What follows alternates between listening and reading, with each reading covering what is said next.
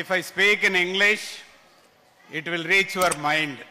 But if I speak in our mother tongue, that is in Tamil, it will touch your heart.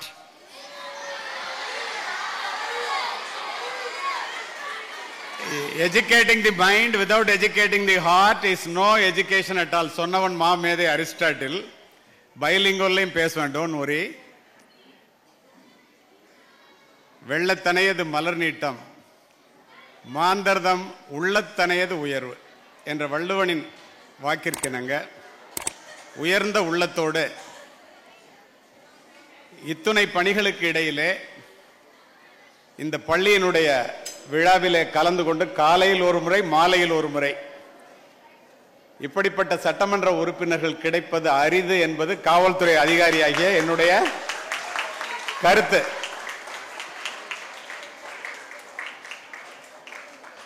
ஆணும் பெண்ணும் நிகரெனக் கொண்டால் அறிவிலோங்கி வையம் தழைக்கும். எட்டும் அறிவினில் ஆணுக்கு இங்கே பெண் இளைப்பிள்ளைகான் என்ற பாரதியினுடைய வைர வரிகளுக்கிணங்க இந்த மேத்தமேட்டிக்ஸ் போட்டி, அபாக்கஸ், இது அத்துணையும் ஏற்பாடு செய்து ஒரு மாதத்திற்கு முன்னாடியே என்னால் தேதி என்கிட்ட வாங்கி தொடர்ந்து தொலைபேசியிலே தொடர்பு கொண்டு உங்கள் முன் நான் வந்து இன்று நின்று உரை நிகழ்த்துவதற்கு காரணமாக இருக்கின்ற மரியாதைக்குரிய திரு மதி கவிதா ஸ்ரீதர் அவர்களை நான் மனமாற அவருக்கு நன்றி சொல்ல கடமைப்பட்டிருக்கின்றேன். அவங்களுக்கு பேசி பேசி தொண்டையை கட்டி போச்சு. உடல்நிலை சரியில்லாத சூழ்நிலையில் அங்கே வந்து இவ்வளோ பெரிய ஃபங்க்ஷனை நடத்தி முடிச்சிட்டாங்க. She is so great. அதை போலவே ஏட்டையும் பெண்கள் தொடுவது தீதென்றெண்ணினோர் மாய்ந்து விட்டார், வீட்டிற்குள்ளே பெண்ணை பூட்டி வைத்த விந்தை மனிதர் தலைகவிழ்ந்தார் பாரதி. அது மாதிரி படிப்பதற்கு வாய்ப்புகள் இல்லாத காலங்களில் பெண்கள் எல்லாம் அப்படி இருந்த நிலையெல்லாம் மாற்றி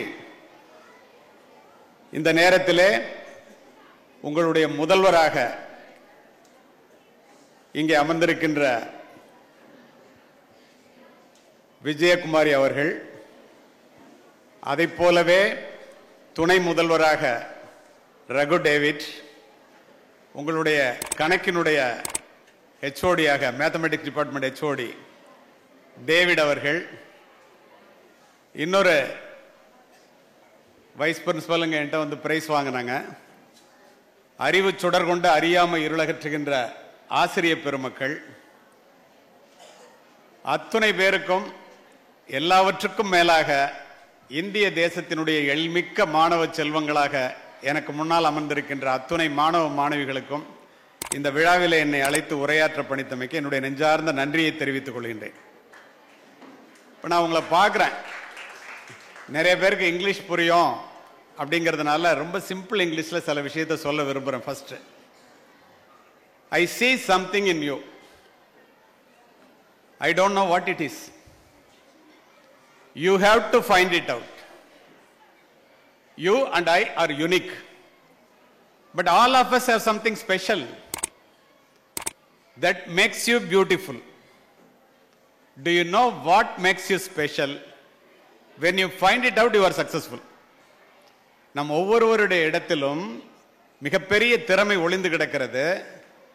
உங்களை பார்க்கும்போது உங்களிடத்தில் உள்ள திறமை அபாக்கஸ்லையா, மேத்தமேட்டிக்ஸ்லையா, இலக்கியத்திலையா, தமிழ்லையா, இங்கிலீஷ்லையா, சயின்ஸ்லையா, ஏதோ விளையாட்டுலையா, மிகப்பெரிய திறமை உங்களிடம் ஒளிந்திருப்பதை நான் பார்க்கிறேன்.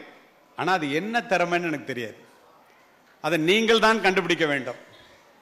உங்கள்கிட்ட இருக்கிற திறமை என்னங்கிற நீ கண்டுபிடிச்சேன்னா கண்டுபிடித்த மாத்திரத்திலேயே வெற்றி என்னும் முதல் படியிலே காலெடுத்து வைக்கின்றாய். All power is within you. You can achieve anything and everything. Don't believe that you are weak. உன்னிடம் மிகப்பெரிய திறமைகள் இருக்கிறது. அது என்ன நீ கண்டுபிடிச்சே ஆகணும். கண்டுபிடிக்காம சும்மா ஸ்கூலுக்கு வந்தோம், பேசணும், படித்தோம், சும்மா கொஞ்சம் மார்க் வாங்கணும் அப்படி இல்லை. நீங்கள் இந்த போட்டியில் கலந்துக்கிறதுக்காக வந்துக்கிறதுலேருந்து அப்படி இல்லைன்னு தெரியுது. ஏன் அப்படி இருக்கக்கூடாதுன்னா, தேடி சோறு நிதந்தின்று பல சின்ன சிறு கதைகள் பேசி மனம் வாடி துன்பமிக உழன்று பிறர் வாட பல செயல்கள் செய்து நரை கூடி கிளப்பருவம் எய்தி கொடும் கூற்றுக்கு இறையென பின் மாயும் பல வேடிக்கை மனிதரை போல் நான் வீழ்வேன் என்று நினைத்தாயோ பாரதி. என்ன பொருள்னா, சும்மா வந்தோம், சாப்பிட்டோம், ஸ்கூலுக்கு வந்தால் ஒரு 40 மார்க் 50 மார்க் வாங்கினோம், பாஸ் பண்ணோம், ஒரு டிகிரி வாங்கினோம், கையில் ஒரு பேப்பரை வச்சுட்டு நானும் ஒரு பட்டதாரின்னு வேலை இல்லாமல் அலைஞ்சோம், இல்லைன்னா ஒரு 10,000 ரூபா சம்பாதிக்கிறோம். 1 to 5 நான் சொல்றது உண்டு. என்ன 1 to 5 தெரியுமா? இப்போலேருந்தே முடிவு பண்ணிக்கோங்க. நல்லா படித்து ஒரு வேலைக்கு போய் ஒரு 5 டிஜிட்டில் ஒரு சம்பளம், ஒரு பொண்ணை கல்யாணம் பண்ணிக்க வேண்டியது 1, 2 குழந்தைங்களை பெற்றுக்க வேண்டியது 2, ஒரு 3 பெட்ரூம் வீடு இஎம்ஐயில் வாங்கிக்க வேண்டியது, ஒரு 4 வீலர் கார் அது இஎம்ஐயில் வாங்கிக்க வேண்டியது, கடைசி வரைக்கும் இஎம்ஐ கட்டி பேங்க் லோன்லேயே செத்துற வேண்டியது. அதற்காக கொடுக்கப்பட்ட வாழ்க்கை அல்ல இது. நீங்கள் அத்துணை பேரும் சாதிக்க பிறந்தவர்கள். பிறப்பு வேண்டுமானால் ஒரு சம்பவமாக இருக்கலாம், இறப்பு ஒரு சாதனையாக இருந்தே ஆக வேண்டும். இதை ஏன் இந்த இடத்துல அப்படி சொல்றேன்னா, உங்களுடைய திறமை என்ன நீங்க கண்டுபிடிக்கிறீங்க இல்லையா, கண்டுபிடிச்சாச்சு. அதுக்கப்புறம் என்ன பண்ணணும்? That is your vision, that is your mission, that is your fashion, that is your idea. Take up an idea, make that one idea your life, think of it, dream of it, live on that idea. Let your brain, muscles, nerves and every part of your body be full of that idea. Just leave other ideas alone. That is the way to success. நீங்கள் எது உங்களுக்கு விருப்பமோ, எது உங்களுக்கு பிடிக்கிறதோ, எதை சாதிக்க வேண்டும் என்று நீங்கள் நினைக்கிறீர்களோ அதை தேர்வு செய்து கொண்டு இப்போதே உங்களுடைய உடல் பொருள் ஆவி அத்துணையும் அதிலே செலவு செய்தால் உங்களை விஞ்ச யாரும் இல்லை. Nothing in the universe can stop the idea whose time has come. இந்த உலகத்தில் உள்ள எந்த சக்தியாலும் அதை நிறுத்தவே முடியாது, தடுக்கவே முடியாது. இது நிதர்சனமான உண்மை. இந்த இடத்துல உங்களுக்கு நான் ஒன்று சொல்றேன். எல்லாம் ஆங்கில மீடியத்தில் அறிவுபூர்வமாக படிக்கிற பிள்ளைங்களை பார்க்குறேன். பைலிங்குவலில் பேசணும்னு சொன்னாங்க, அதனால இதை சொல்கிறேன். டை எம்டி அப்படின்னு ஒரு புத்தகம், அதை எழுதின ஒரு பேர் டாட் ஹென்றி, புத்தகத்தோட பேரு டை எம்டி. அந்த டாட் ஹென்றி இந்த மாதிரி இளைஞர்களை பார்த்து கேட்கிறாரு. நிறைய கல்லூரி மாணவர்கள், பள்ளிக்கூடத்து மாணவர்கள், ஆசிரியர்கள், அறிவுபூர்வமானவர்கள் எல்லாரையும் பார்த்து கேட்கிறார், what do you think the most valuable land in the world? உலகத்திலேயே விலை மதிக்க முடியாத இடம் எது? ஒருத்தன் எந்திரிச்சு சொல்றான், Manhattan in New York USA, twin tower is there, culturally, financially, commercially world richest place. உலக பொருளாதாரத்தையே அந்த இடம் தான் நிர்ணயிக்குது. அதனால உலகத்திலே விலை மதிக்க முடியாத இடம் மேன்ஹாட்டன். He said no, அவர் இல்லைன்றார். ஒரு பெண் எழுந்து காரணத்தோடு இந்த பதிவு, ஆப்பிரிக்கன் கோல்டு மைன்ஸ்ல உலகத்தில் கிடக்கிற தங்கத்தில் 20% தங்கம் அங்கிருந்து கிடைக்குது, அதனால அதுதாண்டா விலை மதிக்க முடியாத இடம் அப்படிங்கிறாங்க. He said no. இன்னொருத்தன் யுனைடெட் அரப் எமிரேட்ஸ், குவைத்துல இருந்து சவுதி அரேபியா வரைக்கும் தோன்ற இடத்துல எல்லாம் பெட்ரோல் வருது, அதனால அதுதான் விலை மதிக்க முடியாத இடம், அதையும் இல்லைன்றான். பின்ன எதிரான்னு கேட்கிறான். கூட்டத்தில் உள்ளவங்களாம் நீனே பதில் சொல்லுங்கிறாங்க. Good for, very good for your boldness and answer, but the answer is different. பதில் சொல்லணும்னு நீ நினைச்ச பத்தியா, அதுக்கே உன்னை பாராட்டுறேன். இப்போ மதர்லேண்ட்னு சொல்றது ஒரு நல்ல விஷயம் தான். அவர் சொல்ற பதில் என்ன சொல்றாரு? the most valuable land in the world is the graveyard. சுடுகாடுங்கிறான். ஏன்டா சுடுகாடுன்னு சொல்ற அப்படின்னு கேட்டா அவன் அதுக்கு பதில் சொல்றான், இது எரிகிறது பிரபஞ்சத்தினுடைய பிரம்மாண்ட தேவையை கண்டுபிடித்த தாமஸ் ஆல்வா எடிசன் மின்சார பல்பை கண்டுபிடிக்கணும்னு நினைச்சு உலகத்தை ஒளிமயமாக்கணும்னு நினைச்சாரு, கண்டுபிடிச்சிட்டு செத்து போயிட்டார். திருவள்ளுவர் திருக்குறளை எழுதிட்டு இறந்து போயிட்டார். எத்தனையோ பெரிய மனிதர்கள் தான் என்ன செய்யணும், ஸ்டீவ் ஜாப் ஆப்பிள் கம்ப்யூட்டரை கண்டுபிடிக்கணும்னு நினைச்சான், கண்டுபிடிச்சிட்டு செத்து போயிட்டான். உலக பணக்காரர்கள் ஒருத்தர வரணும்னு நினைச்சாரு, பில் கேட்ஸ் வந்துட்டாரு. இப்போ இத மாதிரி செய்யணும்னு நினைச்சு செஞ்சுட்டாங்க நிறைய பேரு. இதை விட திறமை, இதை விட அறிவு, இதை விட வசதி, இதை விட வாய்ப்பு உங்களுக்கெல்லாம் இப்ப கிடைச்சிருக்கான். ஆனா நம்ம செய்யணும்னு நினைக்கிறத செய்யாமலே வளர்ந்து செத்து போறோம். அதுல எந்த பிரயோஜனமும் இல்ல. இந்த செய்யாம செத்து போனோம் பாருங்க, அவ்வளவு பெரிய திறமையான எண்ணங்களோட இன்னும் பெரிய பெரிய கண்டுபிடிப்புகளை, இப்ப ஐன்ஸ்டீன் வந்து தியரி ஆஃப் ரிலேட்டிவிட்டியை கண்டுபிடிச்சாருன்னா எல்லா அத்துணை கண்டுபிடிப்புகளுக்கும் அதான் அடிப்படையா இருக்கு. அவர் கண்டுபிடிக்காம இருந்தா என்ன இருக்கும்? தாமஸ் ஆல்வா எடிசன் வந்து பல்பை கண்டுபிடிக்காம இருந்தா உலகம் ஒளிமயமா இருக்குமா? பாருங்க. அப்போ ஒளிமயமாக்க வேண்டும் நினைச்செல்லாம் செஞ்சுட்டு போனாங்கல்ல, செய்யாம நிறைய பேர் இதை விட திறமையும் தகுதியும் வச்சுட்டு செய்யாமலே செத்து போனவங்களாம் சுடுகாட்டில் இருக்கானா, அந்த எண்ணங்கள்லாம் அங்கேயே உறங்குதான். அதனால the most valuable land in the world is the graveyard அப்படின்னு சொல்லிட்டு அடுத்தது சொல்றதான் முக்கியம். பரவாயில்ல, நல்லா புரிஞ்சுக்கிறீங்க. Don't go to the grave with your best work inside you. நம்மளுடைய மிகப்பெரிய திறமைகளை நம்ம வச்சுக்கிட்டு இந்த பூமியில கொடுக்காம அப்படியே போயிடாதரா சுடுகாட்டுக்கு. நான் இந்த பகவத்கீதையில ஒரு பெரிய புராணங்கள்ல நமக்கு உபயோகமா இருக்கிறத சொல்றதுல தப்பு இல்லை.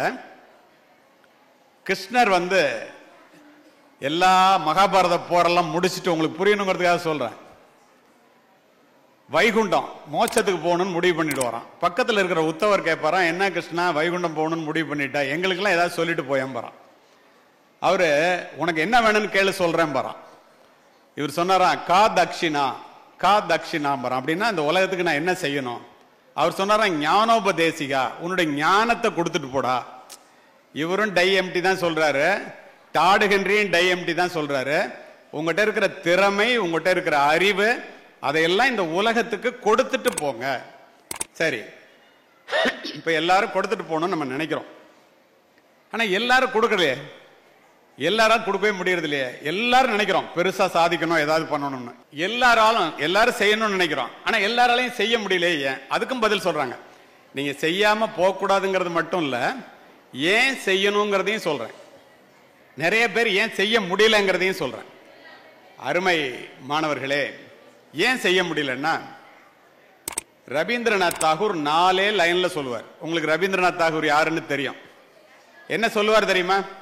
Spring has passed, summer has gone, and the winter is here, but the song I mean to sing remain unsung. For that just என்ன சொல்லுவாரு? நான் பாட நினைத்த பாட்டை பாடாமலேயே சாக போறேன். வசந்த காலமும் போயிடுச்சு, கோடை காலமும் போயிடுச்சு, குளிர்காலமும் போயிடுச்சு. But the song I mean to sing remain unsung, for I have stringing and unstringing my instrument. These words were about a man whose heart is filled with full of regret over the life half lived. The time to start building your legacy is today, not 10 years from today when you have more time. Reflect on what it is you want to create in this world, more importantly, and what you want to wish to leave this world when you are no longer here. Greatness comes from beginning something which does not end with you. என்ன அர்த்தம்னா, நம்ம என்ன செய்யணும்னு நினைக்கிறோமோ அதை செய்யணும்னு நினைச்சு அப்புறம் செய்யலாம்னு தள்ளி போட்டு செய்யாம செத்து போறவன் தான் நிறைய பேராம். அதனாலதான் சுடுகாட்டில் இருக்கிறவன ஜாயின் த மெஜாரிட்டி, அங்க போய் மெஜாரிட்டியில சேர்றான்னு சொல்றாங்க இல்லையா. அப்ப நம்ம என்ன இருக்கோ, என்ன செய்யணும், அதை இங்க இருக்கும் போதே செஞ்சுட்டு போயிடணும். செய்யாம எடுத்துட்டு போறதுல எந்த பிரயோஜனமும் இல்லை. இந்த இடத்துல உங்களுக்கு சொல்றேன், ஒரு ரகசியத்தை சொல்றேன். 3000 ஆண்டுகளுக்கு முன்னால் நான் சொல்ல போற ரகசியம் கல்லிலே எழுதப்பட்டது. கிறிஸ்து பிறப்பதற்கு கிமு 3000 ஆண்டுகளுக்கு முன்னால். இதை பார்த்து புரிஞ்சுக்கிட்டவங்களாம் பெரிய ஆளு, பார்க்காம அல்லது பார்த்து அதை செயல்படுத்தாம இருந்தவங்களாம் சின்ன ஆள். என்ன அது? இந்த புவியீர்ப்பு விசைன்னு சொல்றீங்களா, கிராவிடேஷனல் ஃபோர்ஸ்னு, அது எவ்வளவு உண்மையா? நான் சொல்ல போற ரகசியம் அவ்வளவு உண்மை. உங்களுக்கு வேண்டிய பணம், உங்களுக்கு வேண்டிய மகிழ்ச்சி, உங்களுக்கு வேண்டிய அமைதி, உங்களுக்கு வேண்டிய பதவி, இது எல்லாமே நான் சொல்றதை நீங்க புரிஞ்சுக்கிட்டா உங்களுக்கு கிடைக்கும். என்ன அது? எப்படி? என்ன ரகசியம் அது? லா ஆஃப் அட்ராக்ஷன், தமிழ்ல ஈர்ப்பு விதி. லா ஆஃப் அட்ராக்ஷன்னா என்ன? எப்படி ஒரு மேக்னெட், ஒரு காந்தம் தன்னை சுற்றியுள்ளவற்றை, தனக்கு வேண்டியவற்றை தன்னை நோக்கி எப்படி இழுத்துக் கொள்கிறதோ, இந்த உலகத்திலேயே மிகப்பெரிய காந்தம் நீ தான், உன்னுடைய எண்ணங்கள் தான். உனக்கு என்ன வேணும்னு நீ நினைச்சேன்னா அதை உன்னை நோக்கி இழுத்துக் கொள்கின்ற சக்தி இந்த உலகத்துல அப்படியே எல்லாருக்கும் இருக்கு. அதை நம்ம யூஸ் பண்றோமாங்கிறது தான் உங்களுக்கு தெரியுமா? இந்த உலகத்துல உள்ள 100% வேர்ல்டுல 100% பணத்துல 1% மனிதர்கள்ட்ட மட்டுமே 96% பணம் இருக்கு. தெரியுமா உங்களுக்கு? மீதி இருக்குல்ல 4%, அதுதான் 99% பிரிச்சுக்கிறாங்க. இந்த உலகத்தில் உள்ள அறிவாளிகள்ல அறிவு 100% அறிவுன்னா 2% பேரிட்ட 98% அறிவு இருக்கான். என்ன காரணம்? இவங்களால மட்டும் இப்படி ஆக முடியுதுன்னா, அவங்க எப்படி ஒரு தொழிலை செய்யறது, எப்படி ஒரு பிசினஸ் பண்றது, எப்படி பணம் சம்பாதிக்கிறது, 24 மணி நேரமும் அதை பத்தின சிந்தனை தான். அறிவாகணும்னா எதை படிக்கிறது, எப்படி அறிவை வளர்த்துக்கிறது, எப்படி பேசுறது, எப்படி படிக்கிறது, எப்படி எழுதுறது, அதை பத்தின சிந்தனை மட்டும்தான். இப்படிலாம் யாரெல்லாம் இருக்கிறாங்களோ அவங்க எதை எடுத்துக்கொண்டாலும் அதுல நிச்சயமா அவங்க வெற்றி பெற்றே ஆவார்கள். இது ஒரு எழுதாத, இன்னும் உங்களுக்கு புரியுற மாதிரி சொல்றேன். நீ என்னவாக வேண்டும் என்று நினைக்கிறாயோ அதுவாகவே ஆகிவிடுவாய். நான் சொல்லல, விவேகானந்தர் சொல்றார். எவ் உயிர் எப்படி எண்ணின அவ்வுயிர்க்கு அப்படி அளித்தருள் அருட்பெருஞ்சோதிங்கிறார் ராமலிங்க அடிகளார். இன்னும் உங்களுக்கு புரியுற மாதிரி சொல்லணும்னா, பூமியில் இருப்பதும் வானத்தில் பறப்பதும் புது புது உயரமும் போய் வரும் தூரமும் அவரவர் எண்ணங்களே. சொல்றது யாரு? கண்ணதாசன். நீ எதை கேட்கிறாயோ அதை தானடா வாழ்வு உனக்கு தருகிறது, அதனால் பெரிதினும் பெரிது கேள். நீ எதை கேட்கிறியோ இந்த வாழ்க்கை உனக்கு அதை தான் தருது. அதனால நீ என்ன செய்யணும்? பெருசா கேளு, சின்னதை கேட்காத. வள்ளுவர் என்ன சொல்றார்? அத உள்ளுவதெல்லாம் உயர் உள்ளல், மற்றது தள்ளினும் தள்ளாமை நீர்த்து. நினைக்கிறதெல்லாம் பெருசா நினைடா, சின்னதா நினைக்காத. இன்னும் புரியுற மாதிரி சொல்லணும்னா, காண முயலெய்த அம்பிலும் யானை பிழைத்த வேலேந்தல் அரிது. காட்டுக்கு போய் முயலை குறி வைக்காத, யானையை குறிவை. ஒரு நாள் இல்லைன்னா ஒரு நாள் அந்த வேலம் உன்னுடைய வேலுக்கு வீழ்ந்தே தீரும். எப்படி? எண்ணிய எண்ணியாங்கு எய்துவர் எண்ணியர் திண்ணியராக பெறின். நினைக்கிறத நினைச்ச மாதிரி பெறுவான். யாரு? நினைக்கிறவன் சரியான ஆளா இருந்தா. இப்ப தமிழ்ல இப்படி சொல்லியிருக்காங்கல்ல. ஆங்கில புத்தகங்கள் பக்கம் போனா, ஒரு மனிதனை உயர்த்துவது அவனுடைய சிந்தனை தான். ரூசோ. மனிதர்கள் தங்களுடைய எண்ணங்களுக்கு ஏற்பவே உயர்ந்த நிலையிலும் தாழ்ந்த நிலையிலும் வாழ்கிறார்கள். எமர்சன். ஆங்கிலத்திலேயே உங்களுக்கு புரியுற மாதிரி சொல்றேன். Whatever a mind of a man can conceive and believe he can achieve. Napoleon Hill achieve பண்ணிட்டு சொல்றான். when you really want something the universe always conspire in your favor. அல்கமிஸ்ட்ங்கிற புத்தகத்துல பவுலோ கவுலோ சொல்றான், ஒரு மனசு இது வேணும்னு நினைச்சிச்சுன்னா, இப்ப நீ இப்ப குகேஷ் யாரு? Very good. பிரஞானந்தா, வைசாலி, இப்ப இவங்க எல்லாம் என்ன பண்ணாங்க? தனக்கு என்ன வேணுமோ அதை மட்டும், என்னவோ அதுல மட்டும் தான் நேரத்தை செலவு பண்ணாங்க. அவங்க செல் பார்க்கல, டிவி பார்க்கல, வேற எதுவும் பார்க்கல. எதுல தனக்கு தேவையோ அதுல மட்டும் 24 மணி நேரமும் தன்னுடைய கான்சென்ட்ரேஷன் யாருக்கு இருக்கோ. இப்ப நான் சொன்னேன்ல, நீ என்னவாக வேண்டும் என்று நினைக்கிறாயோ அதுவாகவே ஆகிவிடுவாய். இப்ப இந்த மேடையில் இருக்கிறவங்களே பாருங்களேன், 2-3 விஷயத்த சொல்றேன். இப்ப எம்எல்ஏ ஆகணும் அப்படின்னு தாயகம் கவி நினைச்சார். எம்எல்ஏ ஆகி உட்கார்ந்துருக்கார். நான் எஸ்பி ஆகணும்னு நினைச்சேன். எஸ்பி ஆகி உங்ககிட்ட நிக்கிறேன். உங்க பிரின்சிபல் பிரின்சிபல் ஆகணும்னு நினைச்சாங்க, பிரின்சிபல் ஆகி உட்கார்ந்துருக்கிறாங்க.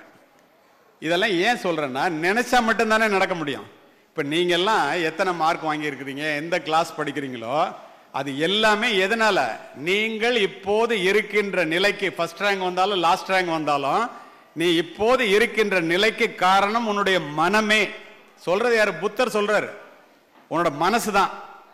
அப்ப நம்ம வாழ்க்கையில ஜெயிக்கணும்னா என்ன பண்ணணும்?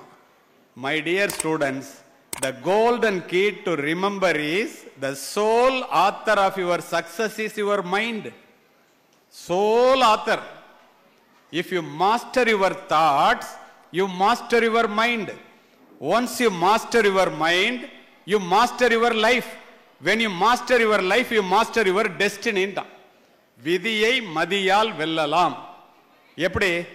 ஒரு சூரிய கதிரை ஒரு லென்ஸ்ல ஒரு பேப்பர்ல ஒரே புள்ளியில வர்ற மாதிரி குவிச்சா அது பத்திட்டு எரியுது இல்ல? அப்ப உன்னுடைய மனதில் உள்ள நீ என்ன நினைக்கிறியோ அது அதே சிந்தனையா இருந்து அதுக்கு என்ன செய்யணுமோ அதை விருப்பத்தோட செஞ்சேன்னா உன்னை ஜெயிக்க எவனாலே முடியாது. இப்ப உங்களுக்கு ஒரு உதாரணத்தையே சொல்றேனே. இந்த இடத்துல இப்ப இங்க எல்லாரும் உட்கார்ந்துருக்கோம் இல்லையா? பள்ளிக்கூடத்தில் பேசுறது ஏன் முக்கியம் அப்படின்னு நான் நினைக்கிறேன். கல்வியினுடைய அவசியம் என்ன? எல்லாம் உங்க டீச்சர் 1000 சொல்றாங்கல்ல. இந்த இடத்துல உங்க முதல்வர், துணை முதல்வர், எம்எல்ஏ, நான், அங்க உட்கார்ந்துருக்கிற கவிதா மேடம், அத்துணை பேரையும் பாருங்க. எல்லாரும் மேடையில வந்து உட்கார்ந்து இருக்கிறதுக்கு காரணம் என்ன? எல்லாரும் மிகப்பெரிய கோடீஸ்வரர்கள் என்பதாலா? இல்லையே. பின்ன எதுக்காக? எதுக்கு தெரியுமா? எக்குடி பிறப்பினும் யாவரே ஆயினும் அக்குடியில் கற்றோரை மேல் வருகவென்பர். எந்த ஜாதி, எந்த மதம், ஏழை பணக்காரன், நீ ஒன்றும் கிடையாது.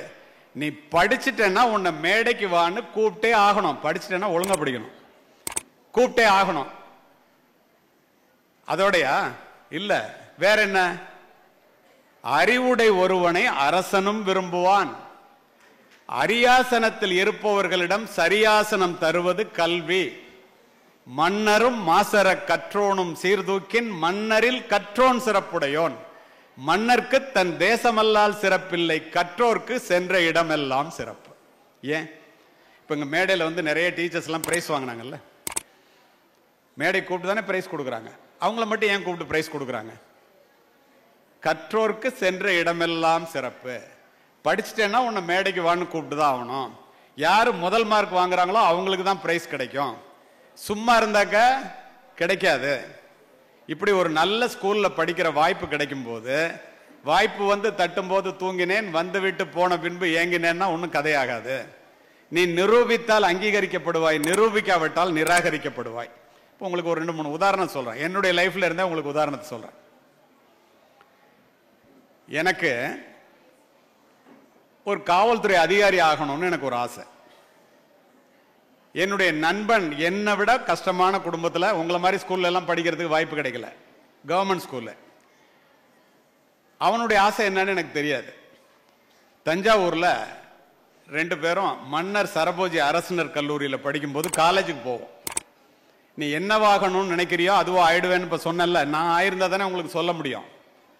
இப்ப நீ ஐபிஎஸ் ஆபீசர் ஆகணும், எல்லாருக்கும் நிறைய விருப்பம், உங்களுக்கு பிடிச்ச போலீஸ் எல்லாம் இங்க சொன்னாங்கல்ல. போலீஸ்னா சும்மா ரோட்ல நின்றுட்டு இருக்கிற போலீஸ் மட்டும் போலீஸ் நினைச்சிட்டு இருக்காங்க. மிகப்பெரிய போலீஸ் அதிகாரிகள்லாம் இருக்கிறாங்க. அது ஒரு பக்கம் இருக்கட்டும்.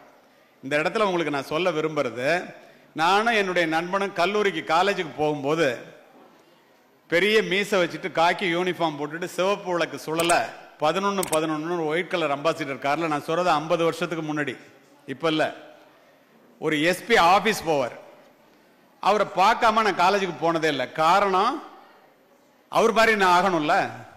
ஒரு நாள் காரை நிறுத்தினார். நிறுத்தினோட நாங்கள் 2 பேரும் நின்றுட்டு இருந்தோம். ஏன்னா காலேஜுக்கே போறது இல்லையா, 2 பேரையும் தினம் பார்க்குறேன், 9:30 மணிக்கு இங்கேயே நிற்கிறேன் அப்படின்னு கேட்டார். நான் உடனே கேட்டேன், சார் உங்களை மாதிரி ஆகணும்னா என்ன பண்ணணும்? கதவை திறந்துட்டு இறங்கினார். பயந்துட்டோம் 2 பேரும். அவர் சொன்னாரு, டே அப்படி இல்லை, நீ போய் என்சிசியில் சேர்றா, ரைஃபிள் கிளப்ல சேரு, நிச்சயமா நீ பெரிய ஆள் ஆயிரலாம், எஸ்பி ஆயிரலாம் அப்படின்னு சொல்லிட்டு போயிட்டாரு. திரு வால்டர் தேவாரம், முன்னாள் டிஜிபி, ஒரு 50 வருஷத்துக்கு முன்னாடி தஞ்சாவூர் எஸ்பியா இருக்கும் போது நடந்த சம்பவத்தை நான் சொல்றேன். இப்ப மூணாறில் இருந்து மெரினா வரைன்னு ஒரு புத்தகம் எழுதியிருக்காரு. அதுல என்னை பத்தி இந்த இன்சிடென்டே எழுதியிருக்காரு அந்த புத்தகத்துல. இதை எதுக்கு சொல்றேன்னா, உங்களுக்கு நான் சொல்றதெல்லாம் உங்களுக்காக. என்ன நடந்துச்சுன்னு கேளுங்க. அவர் சொன்னதெல்லாம் நான் செஞ்சேன். என்சிசில சேர்ந்தேன், அண்டர் ஆபீசர் ஆனேன், ஆர்மி அட்டாச்மெண்ட் கேம்ப் போனேன், ரைஃபிள் கிளப்ல சேர்ந்தேன், இதெல்லாம் ரைட்டு. போலீஸ் ஆஃபீஸர் செலக்ஷன் வச்சு emergency period, service commission exam எழுதணும், முதல் பேட்ச் சர்வீஸ் கமிஷன். நானும் என்னுடைய நண்பனும் போனோம். எனக்கு கிடைச்சிருச்சு, அவனுக்கு கிடைக்கல. அவன் அதை பற்றிலாம் கவலையப்படலை. பல இடங்களில் பயிற்சி முடிச்சு நிறைய என்கவுண்டர்லாம் பண்ணி சிறப்பு பதவி உயர்வெல்லாம், ஆக்சிலேட்டர் ப்ரமோஷன்லாம் வாங்கி, எந்த எஸ்பி பங்களாவை பார்த்து கொண்டு ஒரு ஏழை சிறுவனாக நான் கல்லூரிக்கு சென்றேனோ, அதே எஸ்பி பங்களாவிலே அந்த மாவட்டத்தினுடைய காவல்துறை கண்காணிப்பாளராக குடிபுகுந்தவன் நான். இத வந்து எனக்கு சொல்லல, இனிமேதான் உங்களுக்கு கிளைமேக்ஸ். பதவியேற்று முடித்துவிட்டு மரியாதை நிமித்தமாக மாவட்ட கலெக்டரை பார்ப்பதற்காக கலெக்டர் அலுவலகத்திற்கு சென்றேன். அங்கே நூலகத்திலேயே அதிக நேரம் படித்த என்னுடைய நண்பன் மாவட்ட கலெக்டராக அமர்ந்திருந்தான். இப்போ நீ என்னவாகணும்னு நினைக்கிறியோ அதுவாவே ஆயிடுவேன்னு சொன்னல, யோசித்து பாருங்க. நான் எஸ்பி ஆகணும்னு நினைச்சேன், ஆயிட்டான். நான் எஸ்பி பங்களாவை பார்த்துட்டு இருக்கும்போது அவன் கலெக்டர் பங்களாவை பார்த்து இருந்திருக்கான்னு அப்பதான் தெரியுது. அவன் கலெக்டர் ஆகணும்னு நினைச்சு நூலகத்திலே இருந்தா அவன் கலெக்டர் ஆயிட்டான். அப்போ நீங்க என்ன ஆகணும்னு இப்ப நினைக்கிறீங்களோ அது உங்களால கண்டிப்பா ஆக முடியும். இப்ப இந்த இடத்துல நிறைய பெண் பிள்ளைகளை பார்க்கிறேன். பெண் பிள்ளைகளுக்காகவே இதை பதிவு செய்யறேன். women are trying to prove that women can do what men can do. Women were not created to do what men can do. Women were created to do what men cannot do. பெண்கள் ஆண்கள் செய்வதை எங்களால் செய்ய முடியும். புரிஞ்சுக்கிட்டீங்க? பெண்கள்லாம் ஆண்கள் செய்யறதை எங்களால் செய்ய முடியும்னு நீங்க முயற்சி பண்றீங்க அதை நிரூபிக்கிறதுக்கு. அது அல்ல. ஆண்களால் செய்ய முடிவதை எங்களால் செய்ய முடியும் என்பதற்காக படைக்கப்பட்டவர்கள் அல்ல பெண்கள்.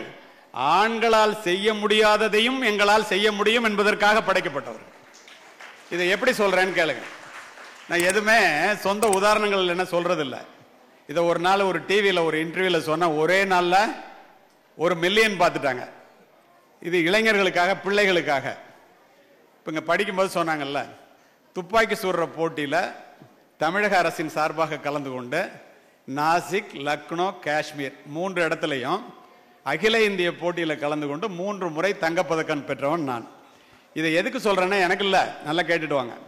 4வது முறையாக பெண்களுக்காக நீங்கள்லாம் எவ்வளோ ஜாக்கிரதையாக இருக்கணுங்கிறதுக்காக இந்த இடத்துல ஒன்று சொல்லிடுறேன். Your merits are judged only by the results you have produced, not by the efforts you have taken. ஓடுகின்ற குதிரையிலே ஜெயிக்கின்ற குதிரையை பற்றி மட்டுமே பேசுகின்ற உலகம் இது. ஜெயித்தவர்களை கொண்டாடுவதும் தோற்றவர்களை கொண்டு போவதும் உலக இயற்கை. இப்போ பாருங்க, இப்போ நம்ம எம்எல்ஏ ஜெயிச்சதுனால தானே இங்கே எம்எல்ஏ வந்திருக்காரு. இப்போ நான் எஸ்பி ஆனதுனால அல்லது ஒரு நாடறிந்த நல்ல தமிழ் பேச்சாளர் ஆனதுனால என்ன அழைச்சிட்டு வந்து இங்கே நிற்க வைக்கிறீங்க. இல்லைன்னா வந்துருப்போமா ஸ்டேஜுக்கு? நான் ரொம்ப கஷ்டப்பட்டேன் சார், ஆனால் என்னால் முடியல. யாரும் கேட்க மாட்டாங்க. நீ ஜெயிச்சா மட்டும்தான். ஏன்? ஓடுற குதிரையில ஜெயிக்கிற குதிரையை பற்றி மட்டுமே இந்த உலகம் பேசும். தோற்ற குதிரையை பற்றி பேசுறதுக்கு உலகத்துக்கு நேரமே இல்லை. அதே நேரத்தில் ஜெயிக்கும் வரை அமைதியாக இரு, ஜெயித்த பிறகு அடக்கமாக இரு. ஜெயிக்கும் வரை குதிரை வேகத்தில் ஓடு. 10வது வரைக்கும் படிச்சு நல்ல மார்க் வாங்கிட்டேன்னா பெரிய ஆள் நினைச்சிடாத. அடுத்தது +2 இருக்கு, அதுலேயும் நல்ல மார்க் வாங்கணும்னா என்ன செய்யணும்? ஜெயிக்கும் வரை குதிரை வேகத்தில் ஓடு, ஜெயித்த பிறகு குதிரையை விட வேகமாக ஓடு. அப்பதான் to reach a particular place is difficult, to maintain the same is very very difficult. ஒரு இடத்தை அடையிறது கஷ்டம், அதை தக்க வச்சுக்கிறது அதை விட கஷ்டம். இப்போ 4வது முறையா நான் தங்கப்பதக்கம் பெறுவேன் நம்பி இந்த தமிழக அரசு என்ன அனுப்பிச்சிச்சு. ஒவ்வொரு முறை இந்த துப்பாக்கி சுடுற போட்டி நடக்கும் போதும் கடைசி வரைக்கும் கரெக்டா கேட்குறீங்க. ஏன் கடைசி வரைக்கும் சொல்றேன் தெரியுமா? The best brain of the nation may be found in the last benches of the classroom. இப்போ இங்க இருந்து ஒரு 100 கஜ தூரத்துல டார்கெட் இருக்கும். 6 ரவுண்டு ஃபயர் பண்ணணும். புல்லில் அடிச்சா 5 மார்க், இன்னர்ல அடிச்சா 3 மார்க், அவுட்டர்ல அடிச்சா 1 மார்க். ஒவ்வொரு தடவை நான் ஃபைனலுக்கு வரும்போதும் அச்சுதன் நாயர் அப்படின்னு ஒரு கேரளால இருந்து ஒரு ஐபிஎஸ் ஆஃபீஸர், வயசானவர், என்னோட வயசு கூட இருக்கு, என்னை விட நல்லா சுடுவார். ஆனால் எப்படியோ ஒரு 1/2 மார்க் 1 மார்க்லாம் நான் ஜெயிச்சிருவேன். 4வது தடவை போகும்போது எல்லாரும் அவுட் ஆயிட்டாங்க. நான் ஃபைனலுக்கு வந்துட்டேன். எங்க அச்சுதன் நாயர்னு கேட்டேன். அவர் ரிட்டையர்ட் ஆயிட்டார். நான் நினைச்சேன் நமக்கு ஒன்றும் போட்டியே இல்லை, பெண்களுக்காகவே சொல்றேன், உங்க திறமை என்னன்னு பார்த்துக்கங்க. ஒரு பொண்ணு ஒன்று அர்ச்சனா ஐபிஎஸ் ஃப்ரம் கேரளா, ஒரு 6 அடி உயரத்தில் நான் தான் உங்களோட சுட போறேன்னுச்சு. நான் நினைச்சேன் நம்ம 3 தடவை கோல்டு மெடல் வாங்கியிருக்கோம், இந்த பொண்ணு முத வருது. 50 வருஷத்துக்கு முன்னாடி துப்பாக்கி சுடுற போட்டி, இப்போ உள்ள டெக்னாலஜி எல்லாம் கிடையாது. அப்போ இது நம்மளை ஜெயிக்க முடியுமா அப்படின்ட்டு டாஸ் போடுவாங்க கிரிக்கெட் மாதிரி, அதெல்லாம் வேண்டான்ட்டேன். நீங்களே சுடுங்கன்ட்டாங்க.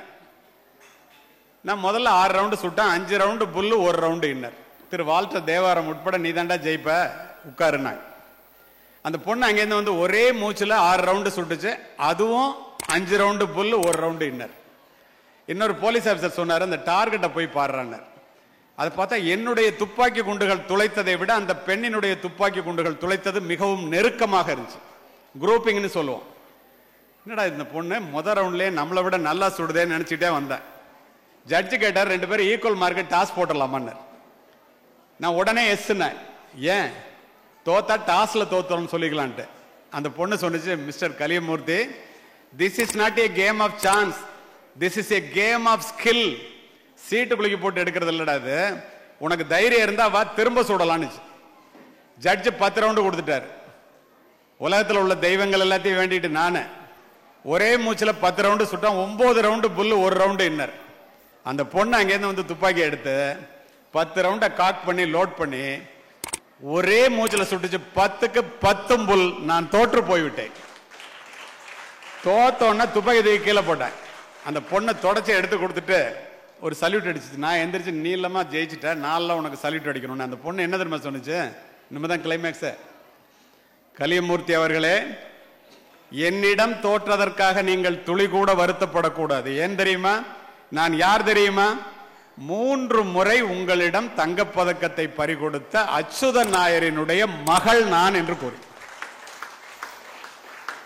அப்போ ஆம்பளை பசங்க பொம்பளை பிள்ளைங்கள்ட்ட எவ்வளவு கேர்ஃபுல்லா இருக்கணும். பொம்பளை பிள்ளைங்க உங்களுடைய திறமை எவ்வளவு பெரியது, இதை இந்த மாதிரி பள்ளிக்கூடத்தில் இருக்கும் போதே உங்களுடைய திறமை என்ன என்பதை மனதிலே பதிய வைத்துக் கொள்ளுங்கள். ஒரு மனிதன் வித்தியாசமாக சிந்திப்பதன் மூலமாக தன்னுடைய வாழ்க்கை பாதையை மட்டுமின்றி இந்த உலகத்தினுடைய வாழ்க்கை பாதையே மாற்றி காட்ட முடியும் என்பதுதான் இந்த தலைமுறையினுடைய மிகப்பெரிய கண்டுபிடிப்பு. தெரியுமா உங்களுக்கு? அது என்ன வித்தியாசமான சிந்தனை? எல்லாரும் செய்யறதே நம்மளும் செஞ்சுக்கிட்டு இருந்தோம்னா எல்லாரையும் மாதிரி தான் நம்ம இருப்போம். எல்லோரும் செல்லுகின்ற பாதையிலே நாமும் சென்றால் எல்லோரும் சென்றடையும் ஊரைத்தான் நாமும் சென்றடைவோம். யாருமே சாதிக்காததை நாம் சாதிக்க வேண்டும் என்றால் யாருமே முயற்சிக்காததை நாம் முயற்சிக்க வேண்டும். அது என்ன யாருமே முயற்சிக்காதது? போன பாதையில் போகும் கால்கள் புதிய பாதைகள் போடுவதில்லை. அறியாதவை குறித்த அச்சத்தால் நாம் தீண்ட தவறிய திசைகள் கோடி. எல்லாத்துக்கும் காரணம் பயம்தான். Not taking risk is the biggest risk in your life. Calculative risk will give huge dividends. தம்ம உங்களுக்கு புரியுற மாதிரி சொல்லணும்னா, செக்கு மாடு கூட செருக்கோடு நடக்கிறதாம். எதிர்த்தார் போல் வண்டி வாகனம் ஏதும் இல்லை, விபத்திற்கு வழியே இல்லை என்றால் புறப்பட்ட இடத்திலேயே புதைக்கப்பட்டு விடுவோம். It is safe for the ship to be in the shore, but the ship is not meant for that purpose. கப்பல் கரையில் இருக்கிறது கப்பலுக்கு வேணா பாதுகாப்பா இருக்கலாம். கப்பல் செய்யப்பட்டதனுடைய நோக்கம் அது அல்ல. கப்பல்னா கடல்ல போகணும், அலைகளை எதிர்கொள்ளணும், புயலை எதிர்கொள்ளணும், சென்றடைய வேண்டிய இலக்கினை சென்றடைய வேண்டும். இல்லைன்னா கப்பல் செஞ்சதோட அர்த்தமே இல்லையே. அப்போ ஒரு மனிதன்னா என்னெல்லாம் சாதிக்கணுமோ ரிஸ்க் எடுக்கிறத பத்தி பயப்படாம சாதிக்கணும். எத்தனை பேர் ஃபுட்பால் வேர்ல்டு கப் பார்த்திருப்பீங்கன்னு தெரியல எனக்கு. பிரான்ஸ் நடப்பு சாம்பியன், அர்ஜென்டினா, 2 பேருக்கும் இது காரணத்தோட சொல்றேன். ஃபைனல்ஸ் வந்துட்டாங்க. வேர்ல்டு கப்பை யார் வாங்குறது? அர்ஜென்டினா கேப்டன் மெஸ்ஸி, உங்களுக்கு தெரியும். 2 பேரும் 3 கோல் பெனால்டி ஷூட் அவுட்ல வந்து நிக்குது. யாரு ஜெயிப்பான்னு உலகமே பார்த்துட்டு இருக்கு. அந்த அரங்கத்துல 90 லட்சம் பேர் உட்கார்ந்துருக்காங்க. 90 lakhs. நினைச்சு பாருங்க, அப்படின்னா எவ்வளவு பேர் பார்த்துட்டு இருந்திருப்பாங்கன்னு. அவ்வளவு பேர் உட்கார்ந்து இருக்கிற அந்த அரங்கத்துல உலகமே பார்த்துட்டு இருக்கிறதுல உடனே அமைதியாயிட்டீங்க. என்ன நினைக்கிறான் பிரான்ஸ்னா, நம்ம தோத்துறக்கூடாது, தோக்க கூடாது, ஜெயிக்கிறமா இல்லைங்கிறது அப்புறம். அதனால டிஃபென்ஸ் எல்லாம் அதிகப்படுத்துறதுக்காக புது புது பிளேயர்லாம் உள்ள இறக்குறான். ஆனா அர்ஜென்டினா என்ன பண்ணா, do or die, best form of defence is offence. செய் அல்லது செத்து மடி, ஜெயிக்கணும் இல்லைன்னா போயிடணும்டா வெளியில அப்படின்னு முடிவு எடுக்கிறான். ஷூட் 4, இவன் 4 கோல் அடிக்கலாம், அவன் 4 கோல் அடிக்கலாம். அந்த இடத்துல உங்களுக்கு ஒன்று சொல்றேன் நான், அருமை மாணவர்களே மாணவிகளே, don't join the cautious group that plays not to lose, play to win. Please come out of the comfort zone. இப்படி இருந்தா வசதியா இருந்துக்கலாம், தோக்காம இருந்துக்கலாம் அப்படின்னு நினைச்சா வாழ்க்கையில ஜெயிக்க முடியாது. அதுக்கு இந்த ஒரு உதாரணங்கிறதுனால தான் இந்த உலக போட்டியை நான் உங்களுக்கு சொல்றேன். ஃபர்ஸ்ட் என்ன பண்ணா, பிரான்ஸ் கோல் அடிக்க ஆரம்பிச்சான். அர்ஜென்டினா 2 கோலை தடுத்துட்டான். அடுத்து அர்ஜென்டினா கோல் அடிக்கணும். டூ ஆர் டை தானே, யாரையும் மாத்தல. Best form of defence is அஃபென்ஸ்ல அடிச்சா 4 கோல் 4ஐயும் அடிச்சுட்டான். அர்ஜென்டினா சாம்பியன், தோத்தது பிரான்ஸ். ஜெயிக்கணும்னு யாரு விளையாடுறானோ அவன் ஜெயித்தே ஆவான். தோக்க கூடாதுன்னு விளையாண்டனா ஜெயிக்க மாட்டான். வாழ்க்கையும் அப்படித்தான். யோசித்து பாருங்க. நீங்க இந்த முயற்சின்னு சொல்றாங்களே, முயற்சின்னு என்ன? தெய்வத்தால் ஆகாதெனினும் முயற்சி தன் மெய்வருத்த கூலி தரும் என்ற வள்ளுவனின் வாசகம் மனித முயற்சிக்கு வள்ளுவன் தந்த மகா சாசனம். என்ன அது? உனக்கு வேண்டிய அத்துணையும் வாழ்க்கையில் உனக்கு என்ன வேணுமோ உன்னுடைய காலடியிலே கிடைக்கிறது. நீ செய்ய வேண்டியது முயற்சி மட்டும்தான். அதுக்கு என்ன செய்யணும்? என்னுடைய முயற்சிகள் என்னை பல முறை கைவிட்டது உண்டு, ஆனால் நான் என்னுடைய முயற்சியை ஒரு முறை கூட கைவிட்டதில்லை. ஏன் தெரியுமா? முயற்சி என்பது முடிந்தவரை செய்வதற்கு பெயர் முயற்சி அல்ல, முடியும் வரை செய்வதே முயற்சி. நீ எந்த காரியத்தை எடுத்துக்கிட்டியோ அந்த காரியத்தை முடிக்கிற வரைக்கும் செய்யறதா முயற்சி, இல்லைன்னா முயற்சி இல்லாத. கடலிலே குதித்து ஒருவன் முத்தெடுக்காமல் வெளியிலே வந்தால் கடலிலே முத்து இல்லை என்று அர்த்தமா? நம்முடைய முயற்சியிலே குறைவு என்று தானே அர்த்தம். நினைச்சு பாருங்க, மராத்தான் ஓட்டப்பந்தயத்தை பாருங்கள். ஆரம்ப புள்ளியிலே கூட்டமே ஃபுல்லா கூட்டம் அதிகமாக இருக்கும், நிறைவு புள்ளி காலியா இருக்கும். ஆரம்பத்தில் காட்டுகின்ற உற்சாகத்தை கடைசி வரைக்கும் எவன் காட்டுறானோ அவன் தான் பந்தய மைதானத்தில் பரிசினை பெற முடியும். பாதி பேரெல்லாம் பந்தய மைதானத்தில் பாதியிலே போக வேண்டியதான். வாழ்க்கையும் அப்படிதான். இப்போ உங்களுக்கு ஒரு உதாரணத்தை சொல்றேன், அந்த மாதிரி சொன்னா உங்களுக்கு ரொம்ப ரசிச்சு கேட்குறீங்க, அதனால சொல்றேன். பரமசிவன் சங்க எடுத்து ஊதுனா வர்ண பகவானுடைய காதுல சங்கு சத்தம் பட்டா மழை பொழியுங்கிறது ஒரு ஐதீகம், ஒரு கதை. முயற்சின்னா என்னன்னு நீங்க தெரிஞ்சுக்கணும், அது எப்படிப்பட்டதா இருக்கணுங்கிறதுக்காக இதை சொல்றேன். ஒரு முனிவர் பரமசிவன் பயங்கர தவம், கடுந்தவம். பரமசிவன் உனக்கு என்ன தாண்டா வேணும்னு கேட்கிறாரு. எனக்கு ஒரு வரம் கொடுங்க, அதை நான் எப்ப கேட்கிறேனோ அப்ப கொடுங்க அப்படின்னு சொல்லிடுறாரு. சரின்றார். இவர் இந்த மாதிரி வரம் பெற்றவர்னால யார் போனாலும் காலை கழுவுவாங்க, அவருக்கு வேண்டியதெல்லாம் கொடுப்பாங்க. இந்த மாதிரி ஒரு ஊருக்கு வர்றாரு, சென்னை பக்கத்துல விவசாயம். நம்ம எல்லாம் விவசாயி, நம்மகிட்ட கலப்பை இருக்கு, நம்மகிட்ட உடம்புல வலு இருக்கு, நம்ம ஏன்டா இவன் காலை கழுவணும், ஒருத்தனும் போகாதான்.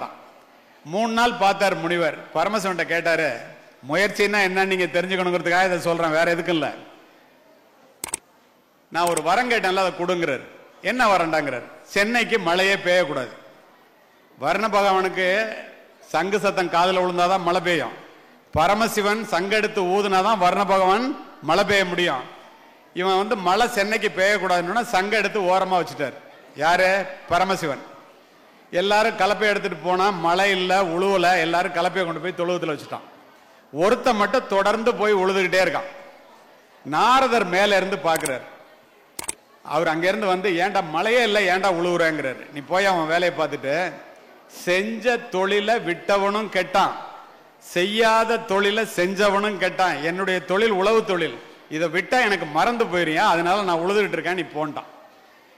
நாரதர் போய் பரமசிவன்ட்ட சொல்றாரு, ஏன் மழை இல்லைன்னு சொன்ன அப்படின்னு கேட்கிறாரு. இந்த மாதிரி வரம் கேட்டான், அதனால சொல்லிட்டான், இந்த மாதிரி சங்க எடுத்து ஓரமா வச்சுட்டாங்க. அப்போ அவர் சொல்றாரு, இங்க பாரு ஒருத்தன் உழுதுட்டு இருக்காங்க. பரமசிவன் பாக்குறாரு, அவன் என்ன முட்டாளையா, மழையில்ல ஏயா உழுவுறான்னு நாரதர்கிட்ட கேட்கிறாரு. உடனே நாரதர் சொல்றாரு, அவன் முட்டாளா நம்ம முட்டாளான்னு தெரியல, நான் அவன்கிட்ட போய் கேட்டேன், செஞ்ச தொழிலை விட்டா கெட்டு போயிடுவான்னு சொல்றான், அதனால மறந்து போக கூடாதுங்கிறதுனால உழுதுட்டு இருக்கேன்னு சொல்றான்னு சொல்லிட்டாரு. என்ன நடந்துச்சு தெரியுமா? ஒரு நிமிஷம் யோசித்தார் பரமசிவன். ஏண்டா நம்ம தொழில் சங்கூதுற தொழிலாச்சே, நம்ம சங்க ஊதாம இருக்கமே, ஊதல் என்ன மறந்து போயிடும், அவன் வேலையை செஞ்சிட்டு இருக்கானே, நம்ம ஊதல் என்ன என்னடா ஆகும்னு எடுத்து பூன்னு ஊதி பார்ப்போன்ட்டு பூன்னு ஊதினார்ல, வர்ண பகவான் மலையை கொட்டிட்டான். தெய்வத்தால் ஆகாதெனினும் முயற்சி தன் மெய்வருத்த கூலி தரும். இதுல இருந்து நீங்க தெரிஞ்சுக்க வேண்டியது என்னன்னா, எந்த ஒரு முயற்சியாக இருந்தாலும் தொடர்ந்து அது நடக்கவில்லை என்றாலும் நடக்கும் என்ற நம்பிக்கையோடு யாரெல்லாம் செய்யறீங்களோ அந்த தொழில ஜெயிக்க முடியும். சரி, பின்னாடி பேரண்ட்ஸ் நிறைய பேர் இருக்காங்க. ஆர்ட் ஆஃப் பேரண்டிங் பத்தி கொஞ்சம் பேசணும்னாங்க. ஒரு 10 to 15 மினிட்ஸ் பேரண்ட்ஸுக்காக மட்டும் பேசிட்டு நான் முடிக்கணும்னு நினைக்கிறேன். ஆல் பேரண்ட்ஸ் எல்லாருமே இங்கிலீஷ் மீடியத்தில் படிக்க வைக்கிறீங்க. நிறைய பேரை நார்த் இந்தியன்ஸுங்க இருக்கிறதுனால இங்கிலீஷ்லையும் சொல்லிட்டு தமிழ்லையும் சொல்றேன். Being a positive role model is the fastest and most powerful way to teach children, because children do not hear your words as deeply as they feel your actions. நான் என்ன சொன்னேன்னா, பெற்றோர்கள் சொல்லுவதை பிள்ளைகள் கேட்பதை விட பெற்றோர்கள் என்ன செய்யறீங்களோ அதை தான் பிள்ளைங்க செய்யும். ஒரு 35 ஆண்டுகள் காவல்துறை அதிகாரியாக, ஒரு 15 ஆண்டுகள் ஒரு 20 லட்சம் மாணவர்களை, மாணவிகளை, ஆசிரியர்களை, பெற்றோர்களை நேரடியாக பார்த்து பல ஆயிரம் கூட்டங்களை பேசினவங்கிறதுனால பெற்றோர்களுக்கு இந்த அறிவுரையை நான் சொல்லணும்னு நினைக்கிறேன். இப்போ நான் உங்கள்கிட்ட சொன்னேன், நீங்கள் சொல்றத பிள்ளைங்க கேட்காது, நீங்கள் செய்யறது தான் செய்யும்ட்டு. நான் இப்ப சொல்றத பேரண்ட்ஸ் மட்டும் செய்யுங்க, not students. All parents please raise up your right hand. All parents, நீங்க பையன்கள்ல பேரண்ட்ஸ் மட்டும். வெரி குட், எல்லாரும் தூக்கிட்டீங்களே, அப்படியே வைங்க, கடைசி வரைக்கும் கேக்குதுன்னு தெரியுது. All parents please raise up your right hand. தூக்கிட்டீங்களா? Please raise up your index finger. ஆள்காட்டி விரலை மட்டும் தூக்குங்க. இப்ப ஏன் இதை செய்ய சொல்றேன்னா, பிள்ளைங்க பார்த்துட்டு இருக்காங்க, நீங்க சொல்றத பிள்ளைங்க செய்ய மாட்டாங்க, நீங்க செய்யறத தான் செய்வாங்கன்னு உங்களுக்கு புரிய வைக்கிறதுக்காக சொல்றேன். Please touch your forehead, please touch your nose tip, please touch your cheek. அப்படியே கையை வைங்க. ப்ளீஸ் டச் யுவர் சீக்னு நான் கன்னத்தை தொட சொல்லிட்டேன். நான் தான் தொட்ட முகவாய. நான் சொன்னதை ஒருத்தர் கூட செய்யல. நான் என்ன செஞ்சேன்னா அதை தான் நீங்க செஞ்சிருக்கிறீங்க. சொன்னதை யாருமே செய்யல, ஒருத்தர் கூட செய்யல. நான் நின்னுட்டு பாக்குறேன், தெரியுங்க பாருங்க. ஏன் தெரியுமா? எப்ப பார்த்தாலும் டிவி பார்த்துக்கிட்டே அப்பா அம்மா. பிள்ளைங்களை டிவி பார்க்காதானே கேட்குமா? எப்ப பார்த்தாலும் செல்போனை நோண்டிட்டு பிள்ளைங்களை செல்போன்ல ரொம்ப நேரத்தை செலவு பண்ணாத அப்படின்னா கேட்பாங்களா? நீங்க என்ன செய்யறீங்களோ அதான் பிள்ளைங்க செய்யும். நீங்க சொல்றதல்ல, போல செய்தல் தான் பிள்ளைகளினுடைய மூல குணம். குடும்பம் தான் பிள்ளைகளினுடைய முதல் வகுப்பறை. பெற்றோர்கள் தான் பிள்ளைகளினுடைய முதல் ஆசிரியர்கள். Parents are the first teachers and teachers are the second parents. பெற்றோர்கள் மரத்தினுடைய வேர்களை போன்றவர்கள், பிள்ளைகள் அதிலே பூத்து குலுங்குகின்ற பூக்களை போன்றவர்கள். வேர்களின் பலத்தை பொறுத்தே பூக்களின் வசீகரம் அமையும். வேர்கள் பட்டு போனால் பூக்கள் கொட்டி போகும். நீங்க நினைச்சு பாருங்க, நான் சொல்றது ரைட்டா தப்பான்னு. இப்ப இந்த இடத்துல உங்களுக்கு ஒன்று சொல்றேன். அமெரிக்கால ஹூஸ்டன்கிற இடத்துல சென்ற மாதம் நான் பேச போயிருந்தேன். பேசி முடிச்சோடனே ஒரு வெள்ளை அமெரிக்க தாய் எழுந்து, இந்த பெற்றோர்களுடைய பெருமை, டீச்சர்ஸும் பெற்றோர்கள் தானே, உங்க பெருமை என்னன்னு தெரிஞ்சுங்க. ஒரு வெள்ளை அமெரிக்க தாய் எந்திரிச்சு என்கிட்ட கேட்டாங்க, தமிழ்ல சொல்றாங்க அவங்க சொன்னதை.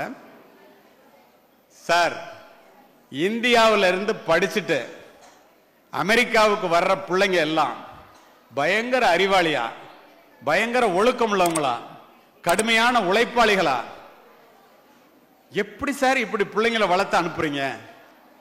ஆர்ட் ஆஃப் பேரண்டிங் சம்பந்தமா நான் இந்தியாவுக்கு வந்து தமிழகத்தில் உள்ள அம்மா அப்பாட்ட, இந்தியாவில் உள்ள பெற்றோர்கள்ட்ட நான் கத்துக்கணும் அப்படின்னு சொன்னாங்க. ரொம்ப நல்லதுமா, நான் சொல்றேன் எங்க பெற்றோர்கள்லாம் எவ்வளவு பெருமையானவங்கன்னு சொன்னேன். அடுத்த வார்த்தை அந்த அம்மா கேட்டுச்சு, why, what is the reason, இதுக்கு என்ன காரணம் அப்படின்னு கேட்டுச்சு. நான் என்ன சொன்னேன் தெரியுமா? உலகத்திலேயே தனக்காக சொத்து சேர்க்காத அப்பாவும் தனக்காக சமைக்காத அம்மாவும் இந்தியாவை தவிர எந்த நாட்டிலும் இல்லை. we are living for the next generation. அடுத்த தலைமுறைக்காக நாங்க வாழ்றோம், அதுதான்மா காரணம்னு சொன்னேன்.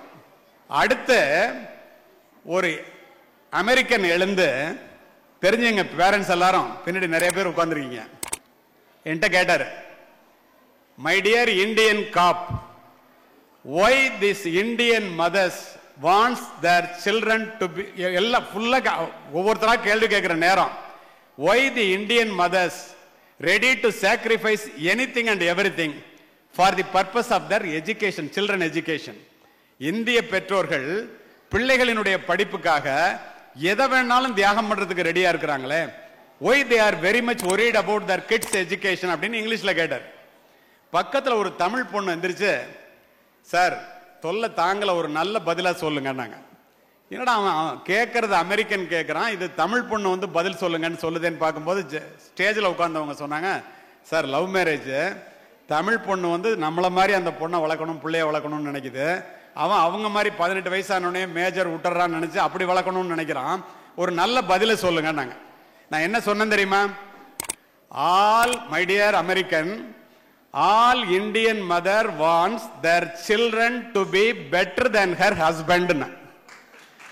எல்லா இந்திய தாய்மார்களும் புரிஞ்சுக்கிட்டீங்க, this fellow cannot be rectified, at least we will try with our children அப்படின்னு நினைக்கிறாங்க. யாருன்னா, you bet me with my own chappalna, ஏன் செருப்பு எடுத்தா என்ன அடிச்சிட்டீங்கன்னா அது சொல்லல.